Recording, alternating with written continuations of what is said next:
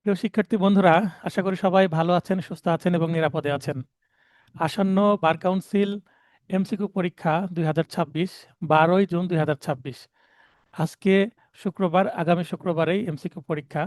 সেই এমসিকিউ পরীক্ষাকে একটু বুস্ট আপ করার জন্য আমি আরও 100 এমসিকিউ নিয়ে আসছি, টপ 100 এমসিকিউ সিআরপিসি। আশা করছি এই 100টি এমসিকিউ দেখার পরে আপনাদের অন্তত কিছু না কিছু নম্বর বৃদ্ধি পাবেই। পুরাতন কিছু প্রশ্ন আছে বিগত সালের, কিছু আমার তৈরি বানানো প্রশ্ন আছে, এবং সাম্প্রতিক যে সংশোধনী, সেই সংশোধনী থেকেই বেশ কিছু গুরুত্বপূর্ণ প্রশ্ন, যেটা আগামী 12 তারিখে আসার মতো, আমি এই টপ 100 এমসিকিউর মধ্যে ইনক্লুড করেছি। তো আশা করছি ভিডিওটি দেখে আপনারা বিশেষভাবে উপকৃত হবেন। তো ভিডিওটি না টেনে পুরো ভিডিওটি দেখবেন। যারা আমার ভিডিও দেখছেন কিন্তু আমার চ্যানেল সাবস্ক্রাইব করছেন না, আমার চ্যানেলটি অবশ্যই সাবস্ক্রাইব করবেন। তাহলে আমি ভিডিও তৈরি করার উৎসাহ পাবো, নিয়মিত ভিডিও নিয়ে আসব। যদি আপনারা সাবস্ক্রাইব করেন, সাবস্ক্রাইব সংখ্যা বৃদ্ধি পায়, তাহলে আমি top 100 MCQ, penal code, top 100 MCQ এবং অন্যান্য যে সাবজেক্ট আছে 7টা সকল সাবজেক্টের টপ 100 এমসিকিউ নিয়ে আসবো, এবং আরও কিছু গুরুত্বপূর্ণ ভিডিও আমি প্রতিদিন নিয়ে আসবো এই আগামী 6 দিনে। তো সবার প্রতি শুভকামনা রইল, আপনারা ভিডিওটি দেখেন। ভিডিও দেখার পরে কোনো জায়গায় যদি কোনো সমস্যা অনুভব করেন, কোনো প্রশ্ন বুঝতে এবং সেটার উত্তর নিয়ে কোনো আপত্তি থাকে, অবশ্যই আমার ভিডিওতে কমেন্ট করবেন এবং আমার হোয়াটসঅ্যাপ নম্বরে আপনারা মেসেজ করতে পারেন। হ্যাঁ, তো আমি পড়ছি আমার আইন আদালত বার এমসিকিউ ফাইনাল টাচ নোট হতে। এই নোটের মডেল টেস্ট 2, যেটা বিষয়ভিত্তিক model test 2, top 100 MCQs on CrPC for bar MCQ test 2026। প্রশ্ন 1, কোন আইনে বিকল্প বিরোধ নিষ্পত্তি অর্থাৎ এডিআর সংক্রান্ত বিধান নেই? উত্তর খ, code of criminal procedure. Complaint বলতে বোঝায়? উত্তর ঘ, জুডিশিয়াল ম্যাজিস্ট্রেটের নিকট দায়েরকৃত অভিযোগ। ম্যাজিস্ট্রেটের নিকট প্রদত্ত নিম্নের কোনটি নালিশের অন্তর্ভুক্ত নয়? উত্তর ঘ, পুলিশ অফিসারের রিপোর্ট। অফিসার বানানটা ঠিক করে নেবেন। Without any qualifying word to a magistrate shall be constitute as a reference to a or an. অর্থাৎ যদি ম্যাজিস্ট্রেট শব্দের আগে কোনো শব্দ না থাকে, সেক্ষেত্রে শুধু ম্যাজিস্ট্রেট শব্দকে থাকলে আমরা কোন ম্যাজিস্ট্রেট বুঝবো? উত্তর হবে judicial magistrate. Code of criminal procedure পুরোটা না বলে এখন আমি বলবো সিআরপিসি। তো সিআরপিসি এর কোন ধারায় ফৌজদারি আদালত সমূহের শ্রেণী বিভাগ করা হয়েছে? উত্তর হবে ক, 6। 6 ধারাতে শ্রেণী বিভাগ করা হয়েছে। দায়রা আদালতে কয়টি স্তরের বিচারক থাকতে পারে? 3টি, দায়রা জজ, অতিরিক্ত দায়রা জজ এবং যুগ্ম দায়রা জজ। প্রতিটি জেলায় নির্বাহী ম্যাজিস্ট্রেটের সর্বোচ্চ পদ হচ্ছে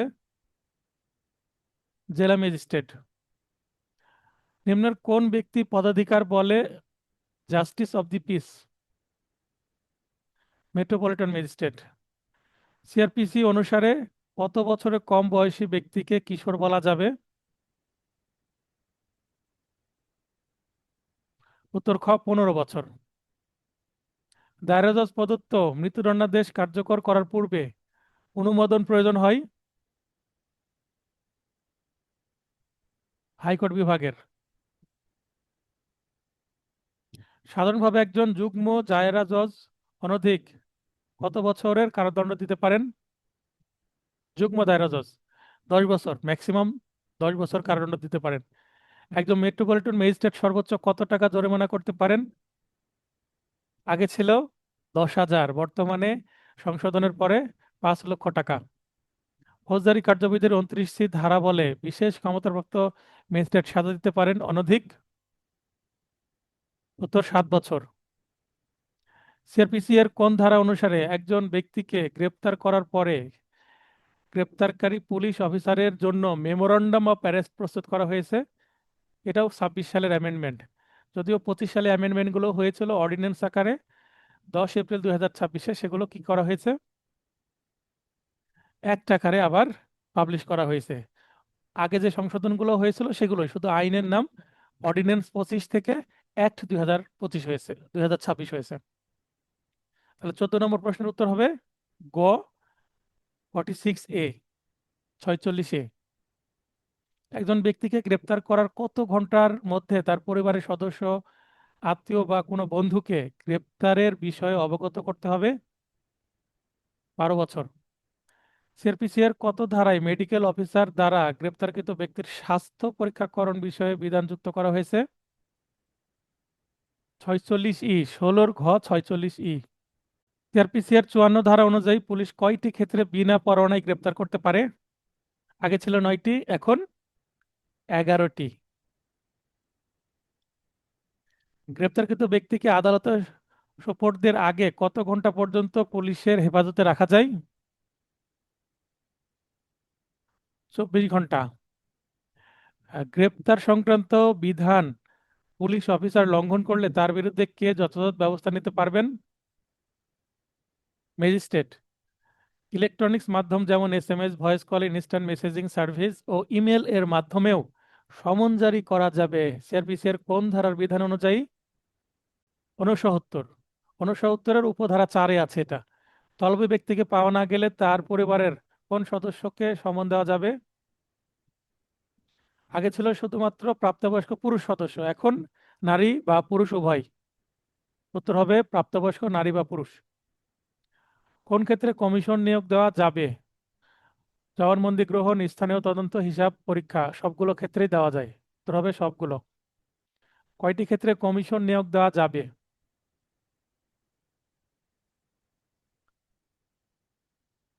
23-এর খ। আমি একটু প্রশ্ন পড়ার পরে উত্তর বলতে একটু থেমে নিচ্ছি, আপনারা এই সময়ের মধ্যে চিন্তা করবেন আপনারা পারছেন কিনা, এবং কমেন্ট করে জানাবেন যে 61 প্রশ্নের মধ্যে কয়টি আপনারা নিজেরা সঠিক উত্তর দিতে পেরেছেন আর কয়টি ভুল হয়েছে। তাহলে যেই প্রশ্নগুলো ভুল হলো, কেন ভুল হলো সেটা বোঝার চেষ্টা করবেন। প্রয়োজনে কমেন্ট করবেন, আমি পরামর্শ দিয়ে দেবো যেন ভুল কম করা যায়। কারণ বারকারশিল পরীক্ষায় নেগেটিভ মার্কিং আছে, যত ভুল কম করবেন তত পাশের সম্ভাবনা বাড়বে। পলাতক আসামির প্রকৃত সম্পত্তিতে অন্য কোনো ব্যক্তি প্রকের কতদিনের মধ্যে তার নিজ স্বার্থ দাবি করতে পারে? অর্থাৎ আসামির সম্পত্তির পরিবর্তে যদি কোনো নির্দোষ ব্যক্তির সম্পত্তি ক্রয় করা হয়, সেক্ষেত্রে 6 মাসের মধ্যে তাকে দাবি করতে হবে। 24-এর ক। সরকার সিআরপিসি এর কোন ধারা বলে অশ্লীলতার অভিযোগে কোনো পুস্তক বাজেয়াপ্ত করে? 25-এর খ, 99-এ। সিআরপিসি এর কোন ধারায় বেআইনি ভাবে আটক ব্যক্তিকে উদ্ধারে সার্চ ওয়ারেন্ট সম্পর্কে বলা হয়? সন্তান বা স্ত্রী আটক রাখলে বউ উদ্ধারের মামলা আমরা সাধারণত বলে থাকি। 100 ধারা। মহানগরী এলাকায় বেআইনি সমাবেশ ছত্রভঙ্গ করার জন্য সামরিক শক্তি প্রয়োগের আদেশ দিতে পারেন কে? উত্তর হবে পুলিশ কমিশনার। মহানগর মানে পুলিশ কমিশনার, আর জেলায় হলে সুপারিনটেন্ডেন্ট অফ পুলিশ। এটা মনে রাখবেন। মহানগর এলাকায় পুলিশের প্রধান হচ্ছে পুলিশ কমিশনার, এভাবে ভাববেন। আর মহানগরের বাইরে হলে পুলিশ সুপার, অর্থাৎ পুলিশ সুপারিনটেন্ডেন্ট। সিআরপিসি এর 144 ধারার ক্ষমতা বলে আদেশ প্রদান করতে পারেন কে? 144, জেলা ম্যাজিস্ট্রেট। কোন পরিস্থিতি থেকে শান্তিভঙ্গের আশঙ্কা থাকলে সিআরপিসির 145 ধারার ক্ষমতা প্রয়োগ করতে পারে? তাহলে পরিস্থিতিটা জানতে চাওয়া হচ্ছে। উত্তর হবে খ, জমির দখলজনিত বিরোধ, মানে স্থাবর সম্পত্তির। সিআরপিসি এর 145 ধারা অনুসারে কার্যধারার প্রতিপক্ষ যদি মারা যায় তাহলে মামলার কি পরিণতি হবে? উত্তর হবে মৃতের প্রতিনিধিরা পক্ষ হতে পারে। সিআরপিসি এর বিধান অনুসারে ভূমি সংক্রান্ত বিরোধের কারণ শান্তি ভঙ্গের আশঙ্কায় কোনো প্রকৃত সম্পত্তিতে রিসিভার নিয়োগ করতে পারবেন কে? এটা যেহেতু সিভিল মামলা না, আমরা পড়ছি সিআরপিসি, সিআরপিসিতে তো সিভিল মামলা আসবে না, কিন্তু সিআরপিসির এই ধরনের জমি সংক্রান্ত বিধান এগুলোকে এডিএম কোর্ট বা নির্বাহী কোর্ট, যেটা জেলা ম্যাজিস্ট্রেট, অতিরিক্ত জেলা ম্যাজিস্ট্রেট, এই কোর্টগুলোতে মামলা হয়। এবং এখানে কুয়াসি সিভিল ম্যাটার্স হিসাবে মামলার বিচার করা হয়, না সিভিল না ক্রিমিনাল। উত্তর হবে ঘ, যে কোনো নির্বাহী ম্যাজিস্ট্রেট, কারণ নির্বাহী আদালতে এই মামলাগুলোর বিচার হয়। তাই ভুল হয় না যেন, অনেকে জেলা ম্যাজিস্ট্রেট দিতে পারেন বা দেওয়ানি আদালত দিতে পারেন। সিআরপিসি অনুসারে লোকাল ইনকোয়ারি করতে পারে কে? 32-এর গ, নির্বাহী ম্যাজিস্ট্রেট। জেলা ম্যাজিস্ট্রেট, অতিরিক্ত জেলা ম্যাজিস্ট্রেট, ইনারাও কিন্তু নির্বাহী ম্যাজিস্ট্রেট। সিআরপিসি এর কোন দুইটি ধারার অধীনে ফৌজদারি মামলা দায়ের করা যায়? উত্তর হবে ক 154, জিআর মামলা পুলিশের কাছে স্থানীয় থানায়, ও 200 ধারায় সিআর মামলা ম্যাজিস্ট্রেটের নিকট, আমলি ম্যাজিস্ট্রেট বা কগনিজেন্স জুডিশিয়াল ম্যাজিস্ট্রেট কোর্টে বা কগনিজেন্স মেট্রোপলিটন ম্যাজিস্ট্রেট কোর্টে হতে পারে। এফআইআর এর পূর্ণরূপ কোনটি? এফআইআর এর পূর্ণরূপ হচ্ছে ফার্স্ট ইনফরমেশন রিপোর্ট। কোনো আমলযোগ্য অপরাধ সংগঠন সম্পর্কে ফৌজদারি কার্যবিধির 154 ধারায় প্রদত্ত লিখিত এজাহার কে স্বাক্ষর করবেন? এজাহারে স্বাক্ষর থাকে যিনি মামলা করছেন, দরখাস্তকারী বা এজাহারকারী বা অভিযুক্ত ব্যক্তি, সংবাদদাতা হবে অভিযুক্ত ব্যক্তি মানে যিনি অভিযোগ করছেন, নালিশকারী। নালিশকারী বলতে সিআর মামলার বাদীকে বোঝায়, তাহলে এখানে উত্তর হবে সংবাদদাতা, অভিযোগকারী বলা যেতে পারে। সিআরপিসি এর কোন ধারায় আমল অযোগ্য মামলার কথা উল্লেখ আছে? আমল অযোগ্য বলা আছে 155, যেটা কি জিডির মাধ্যমে উৎপত্তি হয়, সাধারণ ডায়েরি। কোন মহানগর এলাকায় পুলিশ কর্মকর্তা অআমলযোগ্য মামলার তদন্ত করতে পারবে না যদি সে অনুমতি না নেয়? যেহেতু মহানগর এলাকায়, উত্তর হবে মেট্রোপলিটন ম্যাজিস্ট্রেট। এখানে জুডিশিয়াল ম্যাজিস্ট্রেটও থাকতে পারে অপশনে। জেলা পর্যায়ে হলে জুডিশিয়াল ম্যাজিস্ট্রেট, আর মহানগরের পর্যায়ে হলে মেট্রোপলিটন ম্যাজিস্ট্রেট, অর্থাৎ আমলি আদালত, কগনিজেন্স কোর্ট। সিআরপিসি এর কোন ধারার বিধান অনুযায়ী একজন পুলিশ কর্মকর্তা ম্যাজিস্ট্রেটের অনুমতি ব্যতীত তদন্ত কাজ করতে পারেন? তাহলে 54 ধারার জিআর মামলা হলেই 56 ধারায় তদন্ত শুরু করতে পারেন, সেখানে ম্যাজিস্ট্রেটের অনুমতি লাগে না। তাহলে 38-এর কত হবে? 156 হবে ক উত্তর। ফৌজদারি প্রাথমিক তথ্য বিবরণী দায়ের না করলেও সন্দেহের ভিত্তিতে পুলিশ আমলযোগ্য অপরাধের তদন্ত করতে পারে। প্রায় একই ধরনের প্রশ্ন, উত্তর হবে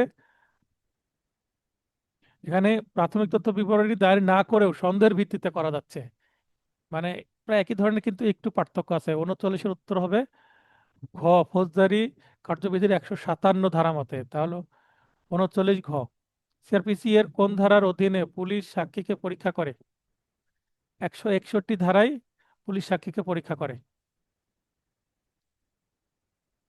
অভিযুক্ত ব্যক্তির দোষ স্বীকারোক্তিমূলক জবানবন্দি বা জুডিশিয়াল কনফেশন নিম্নের কে রেকর্ড করতে পারেন?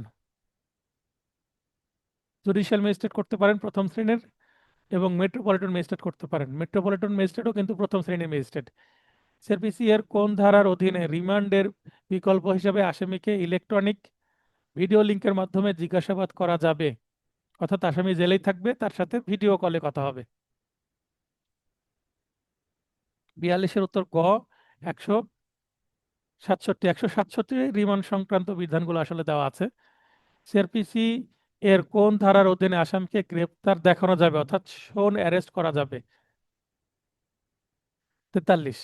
43-এ এই বিধানটা নতুন বিধান, যেটা অ্যামেন্ডমেন্টের মাধ্যমে যুক্ত করা হয়েছে। 43-এর উত্তর হবে গ, 167তেই আছে। সিআরপিসি এর কোন ধারায় ইন্টারিম ইনভেস্টিগেশন রিপোর্ট সংক্রান্ত বিধান যুক্ত করা হয়েছে? এটা হবে 173 এ, 173 এ।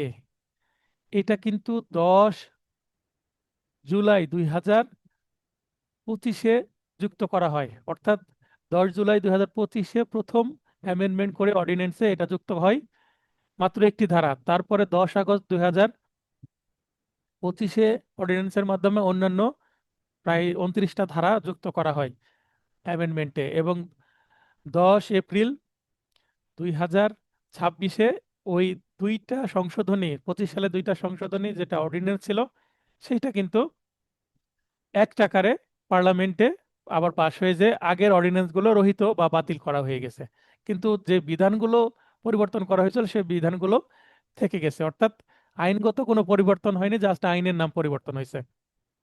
অপরাধ সংক্রান্ত তথ্য পাওয়ার কত কার্য দিবসের মধ্যে তদন্ত শেষ করতে হবে? আয়োকে একটা সীমাবদ্ধতা দিয়ে দেওয়া হলো, 60 দিন, 60 কার্য দিবস। সিআরপিসি এর 147 ধারা মোতাবেক নালিশকারীর অনুপস্থিতির কারণে আসামি খালাস পাবে যদি, আগে কিন্তু সমন ইস্যু বাধ্যতামূলক ছিল আগের আইনে, কিন্তু সংশোধন হয়ে উত্তর হয়েছে এখন সমন ইস্যু আবশ্যক নয়, মানে সমন ইস্যু না করা হলেও বা সমন জারি না হলেও খালাস দেওয়া যাবে। কোনো ব্যক্তি আত্মহত্যা করেছে মর্মে থানার ভারপ্রাপ্ত কর্মকর্তাকে সংবাদ কোনো ব্যক্তি আত্মহত্যা করেছে মর্মে থানার ভারপ্রাপ্ত কর্মকর্তা সংবাদ পেলে, তাহলে ওসি সংবাদ পেলেন, তিনি সুরাতহাল করাবার জন্য কাকে জানাবেন? অনেকে উত্তর করবেন কিন্তু সিভিল সার্জন, কিন্তু উত্তর হবে কি? নির্বাহী ম্যাজিস্ট্রেট। উত্তর হবে 47-এর নির্বাহী ম্যাজিস্ট্রেট। ঘ, কোনো ব্যক্তির মৃত্যুর কারণ নির্ণয়ের জন্য সিআরপিসি এর কোন ধারার বিধান অনুযায়ী কবর হতে লাশ তোলা হয়? খুবই গুরুত্বপূর্ণ, ডিসেন্টার কর্পেস বলা হয় ইংরেজিতে। 176 উপধারা 2। এখানে কিন্তু অপশনে 176ও থাকতে পারে, 176-এর 1, 2, 3 এভাবে কনফিউজ করতে পারে। উত্তর হবে 176 উপধারা 2। ক, ঢাকাতে আহত হয় এবং উক্ত আঘাতের কারণে চট্টগ্রামে মারা যায়। তার মানে ঘটনা দুই জায়গায় ঘটলো। ক, এর মৃত্যুর অপরাধের তদন্ত বা বিচার হতে পারে কোথায়? উত্তর হবে উক্ত দুই স্থানের যে কোনো এক স্থানে, অর্থাৎ ঢাকাতেও হতে পারে, চট্টগ্রামে হতে পারে। অপরাধ সংগঠনের স্থান অনিশ্চিত হলে অনুসন্ধান বা বিচারের স্থান ফৌজদারি কার্যবিধির কত ধারায় দেওয়া হয়েছে? অনিশ্চিত হয়ে গেছে, সেক্ষেত্রে কত ধারায় হবে? 50-এর হবে ক, 182। দায়রা জজ কোন ধারার ক্ষমতা বলে কগনিজেন্স গ্রহণ করেন, মানে কোনো মামলা আমলে গ্রহণ করেন? ম্যাজিস্ট্রেট কোর্টে মামলা ফাইলিং হলো বা পুলিশের কাছে মামলা ফাইল হলো, আমলি আদালতে মামলা চলাকালীন, মামলা যখন তদন্ত রিপোর্ট আসে বা মামলা যখন রেডি হয় ট্রায়ালের জন্য, রেডি ফর ট্রায়াল, তখন মামলাটি বদলি বা ট্রান্সফার হয় কোন আদালতে? যদি সেটা দায়রা জজ আদালতে বিচার্য হয় তাহলে দায়রা জজ আদালতে বন্দী হবে, যেমন মার্ডার কেস, তারপরে এনা একটা মামলা, তখন দায়রা জজে গিয়ে মামলা নম্বরও পরিবর্তন হয়ে যায়। তাহলে মামলা দায়রা জজ যে নিলেন, সেটা যদিও অরিজিনাল জুরিডিকশন না, অর্থাৎ আদি এখতিয়ার বলে না, কিন্তু মামলা চলাকালীন বিচার ফাইল হিসেবে গ্রহণ করছেন। এটা 193। সিআরপিসি এর কোন ধারার নালিশের দরখাস্ত প্রাপ্তির পর ম্যাজিস্ট্রেট অভিযোগকারীর জবানবন্দি রেকর্ড করেন? তাহলে ম্যাজিস্ট্রেট 200 ধারায় জবানবন্দি রেকর্ড করে কোনো মামলা, সিআর মামলা আমলে নেন।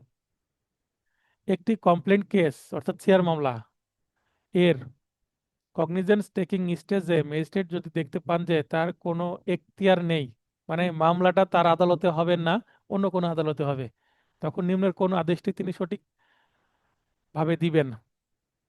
কোন আদেশটি দিবেন অ্যাকচুয়ালি? উত্তর হবে উপযুক্ত আদালতে পেশের জন্য কমপ্লেন্ট ফেরত দিবেন, ফেরত দিয়ে বলবেন আপনি আরেক কোর্টে যান, এই কোর্টে মামলা হবে না। যখন ম্যাজিস্ট্রেট ফাইনাল রিপোর্ট গ্রহণ করেন তখন আসামি কি পেতে পারে? আসামি অব্যাহতি পেতে পারে। সিআরপিসি এর 203 ধারা মতে নালিশ খারিজ করলে এর বিরুদ্ধে কি চলবে? নালিশ খারিজ এর বিরুদ্ধে কিন্তু আপিল চলে না, এর বিরুদ্ধে কি চলবে? রিভিশন চলবে। তাহলে 55-এর উত্তর হবে গ, 55-এর উত্তর হবে গ, রিভিশন। ফৌজদারি মামলায় চার্জ গঠনের ক্ষেত্রে অপরাধ সংক্রান্ত কোনো তথ্যটি উল্লেখের প্রয়োজন নাই। সময়, আইন, স্থান সবগুলো উল্লেখ করতে হবে, কিন্তু শাস্তি উল্লেখ করার দরকার নাই। আচ্ছা, এখানে যদি শাস্তি কেটে দিয়ে সবগুলো দিয়ে দিই উত্তর, তাও কিন্তু হয় উত্তর হবে সবগুলো, কারণ এই তিনটি উল্লেখ করতে হয়। আদালত কর্তৃক গঠিত অভিযোগ ড্যাশ ভাষায় লিখিত হবে, ড্যাশে কি বসবে? আদালতের ভাষায় লিখিত হবে। অভিযোগ বলতে চার্জ গঠন।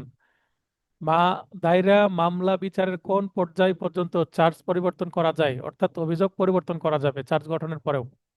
58 নম্বর প্রশ্ন।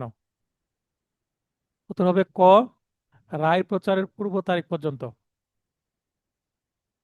একই ডাকাত দল এইচ ও কে এর বাড়িতে যথাক্রমে রাত 2টা ও 4টায় ডাকাতি করলে তাদের বিরুদ্ধে কয়টা মামলা দায়ের করা যাবে? উত্তর হবে একটি মামলা। একদল লোক এইচ এর জমির ধান কেটে চুরি করলে তাদের বিরুদ্ধে পেনাল কোড এর কোন ধারায় চার্জ গঠন হবে? আচ্ছা, এখানে পেনাল কোড লিখা দেখে মনে করতে পারবেন যেটা পেনাল কোডের প্রশ্ন, কিন্তু আসলে এটা পেনাল কোডের প্রশ্ন না। পেনাল কোডের মামলা পেনাল কোডে হবে, কিন্তু মামলার বিচার হবে সিআরপিসি অনুসারে, অর্থাৎ পদ্ধতিটা সিআরপিসি অনুসারে ফলো করতে হবে, প্রসিডিউর সিআরপিসি অনুসারে। তাহলে চার্জ গঠন হচ্ছে সিআরপিসি অনুসারে যেহেতু হয়, তাই এখানে উত্তর অনেকে কিন্তু 369 এবং 447 করতে পারেন। 747 হচ্ছে ট্রেস পাস, কারণ অন্যের জমিতে কিন্তু ধান কাটার জন্য প্রবেশ করতে হবে, তাহলে অন্যের জমিতে অবৈধ কাজের জন্য যদি আমি প্রবেশ করি, তাহলে সেটা কি অনধিকার প্রবেশ হয়ে গেল, তাই অনেকে মনে করতে পারেন 447ও হবে। কিন্তু না, উত্তর হবে 379 শুধু। কেননা চুরি করতে গেলে অন্যের জমিতে তো অন্যের বাসায় প্রবেশ করতে হতেই পারে। এই কারণে চুরিরই এটা একটা আনুষঙ্গিক কাজ। চুরি যদি হয়ে যায় তাহলে আর 447-এর দরকার হয় না। আসামির অব্যাহতি পাওয়ার দরখাস্ত অর্থাৎ ডিসচার্জ পিটিশন বিবেচনার সময় নিম্নের কোন দলিল বিবেচনায় নেওয়া যায় না? 241 ধারার বিধান।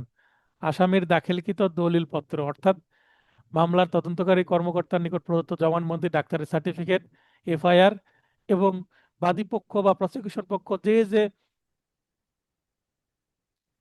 যে যে ডকুমেন্ট দাখিল করেছে অর্থাৎ নথিতে যা কিছু আছে সেটার ভিত্তিতেই ডিসচার্জ দিবে কি দিবে না আদালত সেটা চিন্তা করবেন। অর্থাৎ দরখাস্ত মঞ্জুরও হতে পারে, না মঞ্জুর হতে পারে, কিন্তু আসামি যদি নিজে থেকে কোনো কিছু দাখিল করে তার দরখাস্তের পক্ষে, সেটা কিন্তু আমলে গ্রহণ করা হবে না, বিধানই নেই। ফৌজদারি মামলার কোন পর্যায়ে আসামি ডিসচার্জের আবেদন করতে পারে? চার্জ গঠনের সময়। ফৌজদারি মামলার চার্জ গঠনের দায়িত্ব কার? আচ্ছা, চার্জ গঠনের সময় ডিসচার্জের পিটিশন যদি দেওয়া হয় এবং পিটিশন মঞ্জুর হয়, তাহলে কিন্তু চার্জ গঠন না হয়ে আসামি কি পাবে? অব্যাহতি পাবে, ডিসচার্জ পাবে। আর যদি ডিসচার্জ পিটিশন না মঞ্জুর হয়, সেই ক্ষেত্রে চার্জ গঠন হবে। এখন ডিসচার্জ পিটিশন মঞ্জুর হলেও এটার বিরুদ্ধে রিভিশন করা যাবে, কে করবে? বাদী। আর ডিসচার্জ পিটিশন যদি আবার না মঞ্জুর হয়, এটার বিরুদ্ধে রিভিশন করা যাবে, কে করবে? আসামি পক্ষ। ফৌজদারি মামলার চার্জ গঠনের দায়িত্ব কার? আদালতের বা কোর্টের। আচ্ছা, এখানে উকিল, সরকারি উকিলের, বাদীর, পুলিশের এই অপশনগুলো যদি ক, খ, গ এ দিয়ে আর ঘতে যদি কোনোটি নয় দিয়ে দিই, তাহলে কিন্তু উত্তর কোনোটি নয় হয়ে যাবে। কারণ সরকারি উকিল, বাদীর বা পুলিশের কিন্তু দায়িত্ব না, দায়িত্ব আদালতের বা কোর্টের। এখানে বিচারকেরও কিন্তু অপশন, বিচারক, কোর্ট, আদালত একই। আসামির বিরুদ্ধে অভিযোগ গঠনের পর কি করা যায় না? সে বিচার প্রার্থনা করে কিনা সেটা জিজ্ঞাসা করা, হ্যাঁ যাই। অভিযোগ ব্যাখ্যা করা, হ্যাঁ এটাও করতে হয়। অভিযোগ পাঠ করে শোনাতে হয়, হ্যাঁ এটাও ঠিক আছে। তাহলে উত্তর কি হবে? এখানে না যেহেতু বলেছে, শেষে কি আছে? না। না লক্ষ্য করবেন, না হলে কিন্তু না লক্ষ্য না করে ভুল উত্তর হতে পারে। উত্তর হবে তাকে সাফাই সাক্ষ্য বিষয়ে জিজ্ঞাসা করা। সাফাই সাক্ষ্য বিষয়ে জিজ্ঞাসা করা মামলা শেষে, যখন জবানবন্দি গ্রহণ হয়ে যায়, জেরা হয়ে যায় সকল সাক্ষীর, তারপরে সাফাই সাক্ষী বিষয়ে বিধান আসে। 340 এবং 300, এই এই যে অভিযোগের বিষয়ে সাফাই সাক্ষী বিষয়ে জিজ্ঞাসা করা, এটা জিজ্ঞাসা করা হয় 340 ধারায়। যদি কোনো আসামি চার্জ গঠনকালে স্বীকার করে যে সে অভিযুক্ত অপরাধটি সংগঠন করেছে, অর্থাৎ দোষ স্বীকার করছে, অর্থাৎ গিলটি প্লিট করা, এটাকে বলে গিলটি প্লিট, তাহলে ম্যাজিস্ট্রেট আদেশ দিতে পারেন আসামির কিসের? আচ্ছা, দোষ স্বীকার করলেই যে তাকে অব্যাহতি বা মুক্তি বা খালাস দিবে তা না, সেটা অবশ্যই সাজা দিবে। কারণ দোষ স্বীকার করছে, সাজা হয়তো বা সর্বোচ্চ না দিয়ে একটু কম দিতে পারে। চুরির মামলায় সর্বোচ্চ সাজা যদি 380 অনুসারে 7 বছর হয়, সেখানে 7 বছর না দিয়ে হয়তো বা 5 বছর বা 3 বছর দিল। কারণ মামলাটার সাক্ষ্য গ্রহণ করার দরকার হলো না, কষ্ট করা লাগলো না ম্যাজিস্ট্রেটকে বা প্রসিকিউশন পক্ষকেও, বাদীকেও। তাই তাকে হয়তো বা সাজা একটু কম দিবে, কারণ দোষ স্বীকার করে সে অনুতপ্ত বা ক্ষমা প্রার্থনা করছে তাই। সিআরপিসি এর 248 ধারা অনুসারে কমপ্লেন প্রত্যাহিত হলে, প্রত্যাহার মানে উইথড্র করা হলে, মানে মামলা আমি পরিচালনা করতে চাই না, আমি তুলে নেব মামলা, এটা মামলা তুলে নেওয়া বলে। অভিযুক্ত ব্যক্তি কি হবে? তাহলে মামলা যদি প্রত্যাহার করা হয় 248-এ, তাহলে অবশ্যই আসামি কি পাবে? খালাস পাবে। চার্জের আগে হোক বা পরে হোক, আসামি খালাস পাবে। সিআরপিসি এর সেকশন 249 এর অধীনে বিচার বন্ধ হলে অভিযুক্ত ব্যক্তি, বিচার বন্ধ হলে মানে স্টপ হলে কি পাবে? মুক্তি পাবে। সিআরপিসি এর 250 ধারা বিধান মোতাবেক মামলার পরিস্থিতি বিবেচনায় নালিশকারীকে ড্যাশ দেওয়া যাবে, মানে অতিরিক্ত আরো সাজা দেওয়া যায়। এমনিতে তো 25,000, 50,000-এর বিধান আছে, এখানে অনধিক 6 মাস কারাদণ্ড অথবা 1 লক্ষ টাকা অর্থদণ্ডের বিধানও কিন্তু আছে শেষের দিকে, 250-এর শেষের দিকে। সম্পত্তির মূল্য কত টাকা পর্যন্ত সংক্ষিপ্ত বিচার বা সামারি ট্রায়াল করা যাবে? তাহলে ড্যাশে কত বসবে? আগে কিন্তু এটার পরিমাণ খুবই কম ছিল, হ্যাঁ। অ্যামেন্ডমেন্ট করে এটা কিন্তু বৃদ্ধি করা হয়েছে। তাহলে এটা উত্তর হবে ঘ, 5 লক্ষ টাকা। ঠিক আছে, আগে কিন্তু খুবই কম ছিল, কিন্তু এটা বৃদ্ধি করে এবার অনেক বেশি করা হয়েছে। ঘ, 5 লক্ষ টাকা পর্যন্ত যদি সম্পত্তির মূল্য হয়, আগে 10,000 টাকা ছিল, এখন 5 লক্ষ টাকা। ন্যূনতম কত দিনের মধ্যে সংক্ষিপ্ত পদ্ধতিতে বিচার সমাপ্ত করা যাবে?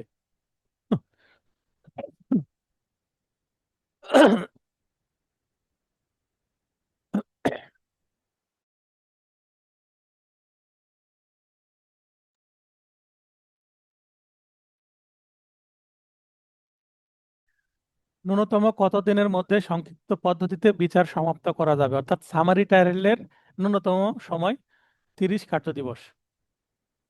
আসামের অনুপস্থিতিতে বিচার করার জন্য কমপক্ষে কয়টি জাতীয় দৈনিকে বা পত্রিকায় বা সংবাদপত্রে বা নিউজ পেপারে বিজ্ঞাপন প্রকাশিত হতে হবে? হুলিয়া জারি। আগে ছিল 2টি পত্রিকায়, এখন কিন্তু একটি পত্রিকায়। উত্তর গ, একটি পত্রিকা। এটাও কিন্তু সংশোধন হয়েছে সম্প্রতি। একজন ম্যাজিস্ট্রেটকে মামলা প্রাপ্তির কত দিনের মধ্যে বিচার সম্পন্ন করতে হবে?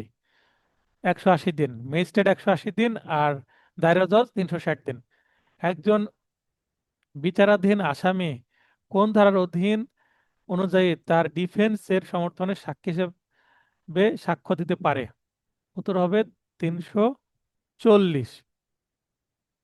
ফৌজদারি মামলায় প্রসিকিউশন পক্ষের সাক্ষীদের সাক্ষ্য গ্রহণ শেষে আদালতে ক্রিমিনাল প্রসিডিং এর 342 ধারা অনুসারে, অর্থাৎ 342 অনুসারে কি করা হয়? 74। 74 উত্তর হবে খ, আসামিদের পরীক্ষা করবে।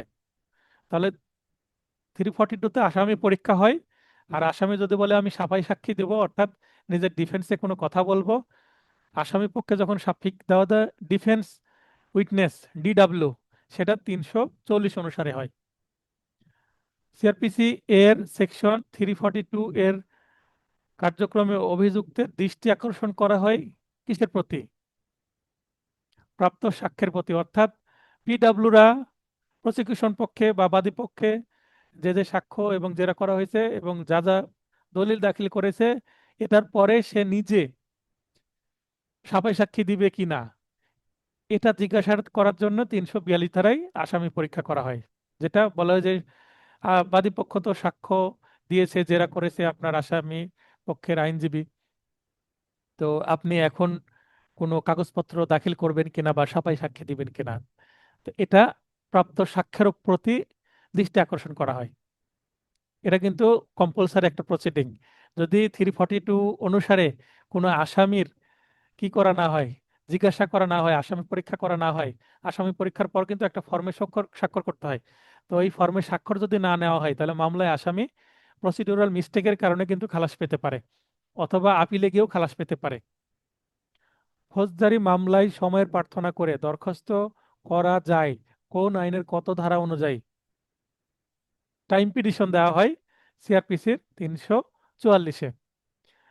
The code of criminal procedure amendment act 2006, তাহলে 2026 সালে, যেটা 10 এপ্রিল 2026-এ আইন হয়েছে পার্লামেন্টের মাধ্যমে, বর্তমান সরকারের মাধ্যমে, এটা কিন্তু অ্যামেন্ডমেন্ট অ্যাক্ট। এর পেনাল কোড এর কোন অপরাধটি আমলযোগ্য করা হয়েছে? আচ্ছা, সিআরপিসি সংশোধন করে পেনাল কোডের মামলা আমলযোগ্য, তারপরে আপোষযোগ্য, জামিনযোগ্য না জামিন অযোগ্য, এগুলো করতে হয় শিডিউল 2, অর্থাৎ তফসিল 2 সংশোধন করে এটা করা হয়েছে। এটার উত্তর হবে অবৈধ সমাবেশে যোগদানের। পেনাল কোডের 142 ধারার বিধান, কিন্তু এইটা সিআরপিসির 345-এও কিন্তু সংশোধন করা হয়েছে। তফসিলও সংশোধন হয়েছে, 345-ও সংশোধন করা হয়েছে, কারণ 345 হচ্ছে কম্পাউন্ডেবল না নন কম্পাউন্ডেবল, এটার একটা লিস্ট দেওয়া হয়েছে, এবং আপোষ কে করতে পারে এটা বলা হয়েছে। পেনাল কোডের 324 ধারায় শাস্তিযোগ্য অপরাধ আপোষ করতে পারে কে? 324-এ কোনো ভিকটিম কি হয়? আঘাতপ্রাপ্ত হয়। তাহলে যে আঘাতপ্রাপ্ত হয়েছে, যে কষ্ট পেয়েছে, যে মার খেয়েছে, সেই আপোষ করতে পারবে। এটা হচ্ছে ভিকটিম। কারণ সে যদি আসামিকে ক্ষমা করে দেয়, তাহলে আদালতও সেই আপোষে রাজি হয়ে যাবে। কোন ক্ষেত্রে রায় প্রদানের দিন আসামির উপস্থিতি বাধ্যতামূলক নয়? রায় প্রদানের দিন আসামিকে যদি খালাস দেওয়া হয়, তাহলে আসামি না থাকলেও হবে, আসামিকে খালাস দিলে। উত্তর, আদালত কারাবন্দী আসামির বিরুদ্ধে কারাদণ্ডাদেশ প্রদান করলে উক্ত কারাদণ্ডাদেশ সংক্রান্ত ওয়ারেন্ট কার নিকট প্রেরণ করতে হবে? জেলারের নিকট। তো বাস্তবে তো জেলার আইনে ব্যবহার করা হয় না, বাস্তবে জেলার শব্দটা খুবই পরিচিত। তাহলে এটা উত্তর হবে কারারক্ষক বা কারাগারের বা জেলের ভারপ্রাপ্ত কর্মকর্তা। উত্তর হবে ৮০ ঘ। আসামি যদি আরোপিত অর্থদণ্ড না দিয়ে কারাভোগ করে তবে নিম্নের কি রূপ আদেশ দেওয়া যাবে? যদি কারাভোগ করতে চায় তাহলে কি রূপ আদেশ দেওয়া যাবে?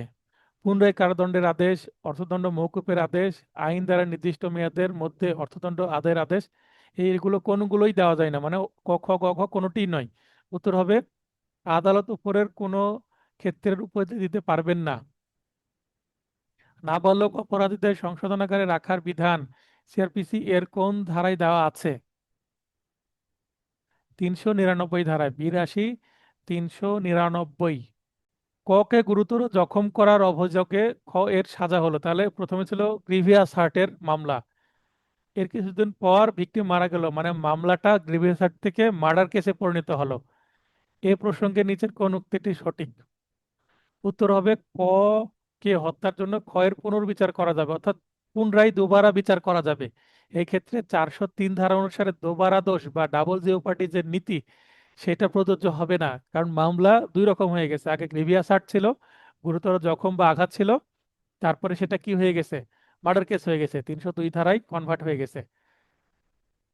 দ্বিতীয় শ্রেণীর ম্যাজিস্ট্রেট কর্তৃক প্রদত্ত দণ্ডের বিরুদ্ধে আপিল কোথায় করতে হবে? দ্বিতীয় শ্রেণীর ম্যাজিস্ট্রেট, এন্ট্রি লেভেলের যেহেতু একজন ম্যাজিস্ট্রেট, এনার উপরে কে আছে? চিফ জুডিশিয়াল ম্যাজিস্ট্রেট আছে, তাহলে চিফ জুডিশিয়াল ম্যাজিস্ট্রেট আদালতে আপিল করা যাবে, জেলা জজের বা সরি দায়রা জজের কাছে যাওয়ার দরকার নেই। সিআরপিসি এর বিধান অনুসারে অতিরিক্ত দায়রা জজ প্রদত্ত দণ্ডের বিরুদ্ধে আপিল করতে হবে কোথায়? অতিরিক্ত দায়রা জজ সমতুল্য জেলা পর্যায়ের বড় কোর্ট, তাই এর বিরুদ্ধে হাইকোর্টে যেতে হবে, তাহলে হাইকোর্ট বিভাগে। দোষ স্বীকার করার প্রেক্ষিতে প্রদত্ত রায়ের বিরুদ্ধে আসামি কোন প্রশ্নে আপিল করতে পারে? And দোষ স্বীকার করার পর যদি অনেক বেশি দণ্ড দিয়ে থাকে, সেক্ষেত্রে দণ্ডের প্রশ্নে কি করতে পারবেন? আপিল করতে পারবেন। অর্থাৎ আমি দোষ স্বীকার করলাম, তারপর আমাকে সর্বোচ্চ সাজা দেওয়া হলো, জাস্ট এই ভিত্তিতে। একজন প্রথম শ্রেণীর জুডিশিয়াল ম্যাজিস্ট্রেট পেনাল কোডের ৩৭৯ ধারায় অভিযুক্ত আসামির বিরুদ্ধে চার্জ গঠনকালে আসামি গিলটি প্লিড অর্থাৎ দোষ স্বীকার করলো, সেক্ষেত্রে ১ মাসের বিনাশ্রম কারাদণ্ড প্রদান করেন। উক্ত দণ্ডাদেশের বিরুদ্ধে আপিল দায়ের হলে নিম্নের কোনটি হতে পারে? আপিল দায়ের হলে কি হবে? উত্তর হবে গ, আপিলযোগ্য নয় বিধায় আপিলটি নামঞ্জুর হবে, অর্থাৎ ১ মাস বিনাশ্রম কারাদণ্ড দিলে সেটা ভোগ করতে হবে, আপিল করা যাবে না, তবে এটার বিরুদ্ধে রিভিশন করা যাবে। তুচ্ছ মামলার আদেশের বিরুদ্ধে আপিল চলে না যদি কারাদণ্ড হয় অনধিক ৮৮। উত্তর হবে খ, ১ মাস অথবা ৫,০০০ টাকা অর্থদণ্ড। যে উপরে যে প্রশ্ন আর এই প্রশ্ন কিন্তু রিলেটেড। যুগ্ম দায়রা জজ প্রদত্ত খালাস আদেশের বিরুদ্ধে আপিল দায়ের করতে হয়। খুব মজার একটা উদাহরণ দিই। যদি এনআই অ্যাক্টের মামলা যুগ্ম দায়রা জজে বিচার হয়, তাহলে আসামি যদি দণ্ডপ্রাপ্ত হয়, তাহলে এর বিরুদ্ধে আসামি কিন্তু দায়রা জজ আদালতেই, অর্থাৎ জেলা পর্যায়ের দায়রা জজ আদালতেই কিন্তু আপিল দায়ের করতে পারে। কিন্তু আসামি যদি খালাস পেয়ে যায় এনআই অ্যাক্টের মামলায় যুগ্ম দায়রা জজ আদালতে, তাহলে বাদীপক্ষ যে চেকের মামলা করেছিলেন তিনি কিন্তু দায়রা জজ আদালতে আপিল করতে পারবেন না, তাকে যেতে হবে কোথায়? হাইকোর্ট, হাইকোর্ট বিভাগে। কারণ খালাসের বিরুদ্ধে হাইকোর্টে আপিল করতে হয়, জেলা জজে করা যায় না যুগ্ম দায়রা জজের খালাস আদেশের বিরুদ্ধে। একজন প্রথম শ্রেণীর ম্যাজিস্ট্রেট প্রদত্ত দণ্ডাদেশ অপর্যাপ্ত হলে রাষ্ট্রপক্ষ দণ্ড বৃদ্ধির জন্য কোথায় আপিল করতে পারবে? অপর্যাপ্ত দণ্ডের বিরুদ্ধে আপিল কোথায় করা যাবে? এই বিধান কিন্তু আছে ৪১৭ এ তে। উত্তর হবে ঘ, হাইকোর্ট বিভাগে করতে হবে। ফৌজদারি আপিলে কোনটি আপিল আদালতের ক্ষমতা নেই? আপিল আদালত কি করতে পারে না? আপিল নিষ্পত্তিকরণ হ্যাঁ করবেন, দণ্ডবৃদ্ধিকরণ, বৈচারিক অনুসন্ধান, সাক্ষ্য গ্রহণ।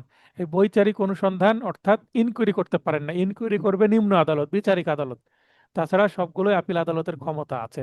৯১ ধারায় আপিল আদালতের ক্ষমতা দেওয়া আছে, নতুন সাক্ষ্য কিন্তু গ্রহণ করতে পারে আপিল আদালত। তাহলে উত্তর হবে গ, 423-এ আছে কিন্তু।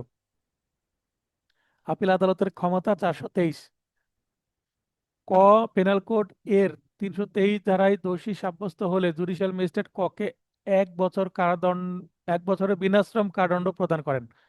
ক, উক্ত রায়ের কার্যকারিতা স্থগিত চেয়ে আপিল দায়েরের শর্তে জামিনের আবেদন চান, অর্থাৎ যেই কোর্ট রায় দিল সেই কোর্টের সঙ্গে সঙ্গে আপিল দায়ের করলাম, যেন আসামিকে জেলে যেতে না হয়। ক, এর দরখাস্তটি পেনাল কোডে, সিআরপিসি এর কত ধারায় আনীত হয়েছে, অর্থাৎ যেদিন রায় দিল 1 বছরের মানে 1 বছর বা অনধিক 1 বছর, 1 বছর বা 6 মাস বা তার 1 বছরের কম যদি দেয়, বা 1 বছর পর্যন্ত, 1 বছরের বেশি হলে কিন্তু যেদিন রায় দিল সেদিন আর কিন্তু দরখাস্ত দেওয়া যায় না। তো এটা কত ধারার বিধান অনুসারে অ্যাকচুয়ালি দেওয়া হয়, খুবই গুরুত্বপূর্ণ একটি সেকশন। ক, 426। আমরা যেদিন কোনো ফৌজদারি মামলায় রায়ের ডেট থাকে, আমরা আসামি পক্ষ হলে এই দরখাস্ত রেডি করে নিয়ে যাই, যেন রায় প্রদান করলে সঙ্গে সঙ্গে আদালতকে দিই। না হলে কিন্তু আসামিকে কি করবে, কনভিকশন ওয়ারেন্ট, সিডাব্লিউ মূলে জেলে পাঠিয়ে দিবে, জেল খাটার জন্য ওই 1 বছরের। তো আমরা এই দরখাস্ত নিয়ে যাই, আমরা আপিল করব, 30 দিনের মধ্যে আপিল করবো ইওর অনার। আমাদেরকে কি করবেন, আসামিকে জামিন দিবেন এবং এই যে কারাদণ্ড ভোগ করার বিধানটা স্থগিত রাখবেন, আদেশটা। আপিল আদালতে যেটা হয় সেটা তখন চলবে। সিআরপিসি এর কোন ধারার বিধান অনুযায়ী হাইকোর্ট বিভাগের direction of the nature of a habeas corpus করার ইস্যু করার ক্ষমতা রয়েছে? হ্যাবিয়াস কর্পেস মানে হ্যাভিং দ্য বডি বা bear the body to the before the court.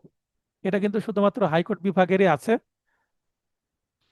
আমাদের সংবিধানের 102 ধারার বিধান অনুসারে কিন্তু রিট করা যায়। কয়েক প্রকারের রিটের বিধান আছে, 5 প্রকারের রিটের বিধান আছে বেসিক্যালি, তার মধ্যে এটাও কিন্তু একটা রিট। তো রিট করার এখানে হাইকোর্টকে বিধান দেওয়া হয়েছে সংবিধানের 102 আর্টিকেল, কিন্তু সিআরপিসির 491 অনুসারেও কিন্তু এই বিধানটা যুক্ত করা হয়েছে, অর্থাৎ এখানে ওভারল্যাপিং করা হয়েছে, লিঙ্ক করা হয়েছে। অজামিনযোগ্য অপরাধের ক্ষেত্রে একজন আসামি জামিন দাবি করতে পারে যদি তার বয়স হয়, আমরা জানি 497 নন বেলেবল সেকশনের বিধান। তো সেখানে 3 প্রকার ব্যক্তি কিন্তু নন বেলেবল সেকশনেও কি করতে পারে, জামিন দাবি করতে পারে। 1 নম্বর হচ্ছে 16 বছরের কম বয়স্ক কোনো ব্যক্তি বা কোনো মহিলা বা কোনো অক্ষম বা অসুস্থ ব্যক্তি। তো তিনটার একটা পয়েন্ট হচ্ছে 16 বছরের কম বয়স্ক। উত্তর হবে গ। আদালত আসামিকে জামিনে মুক্তি প্রদান করলে বা মুক্তি প্রদানকালে তার পলায়ন রোধ ও সদাচরণ নিশ্চিতের জন্য শর্ত আরোপ করতে পারেন। মানে সে মুক্তি পাওয়ার পরেও, মানে সে যেন পালিয়ে না যায় জামিন দেওয়ার সময়। তো এইটা শর্ত যদি যুক্ত করে দেন, এইটা কিন্তু রিসেন্ট অ্যামেন্ডমেন্টের মাধ্যমে, সাম্প্রতিক অ্যামেন্ডমেন্টের মাধ্যমে কিন্তু যুক্ত করা হয়েছে। তো 95 নম্বর প্রশ্নের উত্তর হবে গ, 98-এর 2, উপধারা 2। এটা আমার বানানো প্রশ্ন, এটা কিন্তু আপনাদের আসতে পারে, খুবই গুরুত্বপূর্ণ। আবার আরেকটা বিধান খুবই গুরুত্বপূর্ণ, নতুন অ্যামেন্ডমেন্ট অনুসারে সিআরপিসি এর কোথায় ই বেল বন্ড বা ইলেকট্রনিক বেল বন্ড এর বিধান আছে? ইলেকট্রনিক বেল বন্ডের বিধান কোথায় যুক্ত করা হয়েছে, খুবই গুরুত্বপূর্ণ কিন্তু একটা বিষয়। 96-এর উত্তর হবে ঘ। 499-এর উপধারা 3।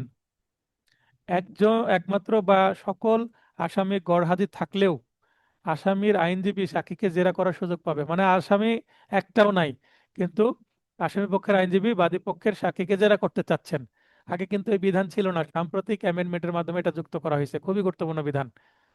এক্ষেত্রে আসামি আমাদেরকে কি বিকাশে টাকা পাঠিয়ে দেয় এবং আমরা জেরা করে দিই, আসামিকে আসা লাগে না।